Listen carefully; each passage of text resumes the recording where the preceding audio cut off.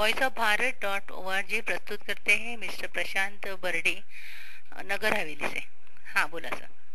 काय नाही, याच्यामध्ये आपलं जे लिटरसी मध्ये जे म्हटलं, मग मराठीत बोलत चालेल ना? हो हो हो.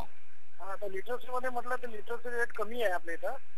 आणि म्हणजे पोरांना जागृती नाहीये, मुलांना शिक्षणाचे महत्व काय ते कळलेलं नाहीये अजून गावागावामध्ये.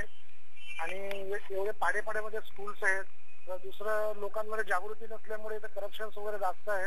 म्हणजे लोकांना त्याची म्हणजे माहिती मिळत नाहीये, काय गव्हर्नमेंटचे काय स्कीम्स वगैरे आहेत अथवा काय त्याचा फायदा काय काय, म्हणजे जनरल पब्लिक पर्यंत ही माहिती जात नाहीये.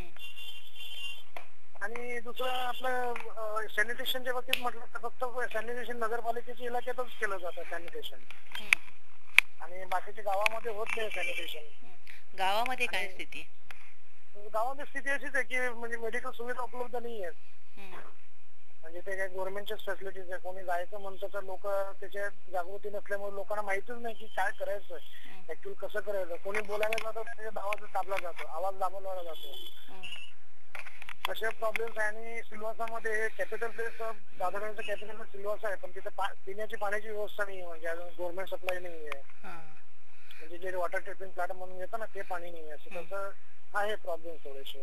अच्छा. आणि शिक्षणाचा स्तर कसा आहे?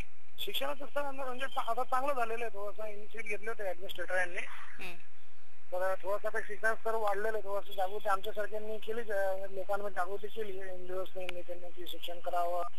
मग मुलांना फ्री ऑफ बूट, कपडे वगैरे सगळे दिले त्यांच्यासाठी, जेवण वगैरे टिफिनची व्यवस्था केली. तेव्हा ते पुरं शिकायला यायला लागले, म्हणजे प्रायमरी लेवलवर. आणि अजून पण शिक्षणाला बाहेर जावं लागत होतं कॉलेज लेवलवर. पण आता या वर्षापासून इथं गव्हर्नमेंट कॉलेज स्टार्ट झाले नाही, त्याच्या अगोदर एक दुसरं कॉलेज, प्रायव्हेट कॉलेज स्टार्ट झालेलं होतं. अशी इथली परिस्थिती आहे.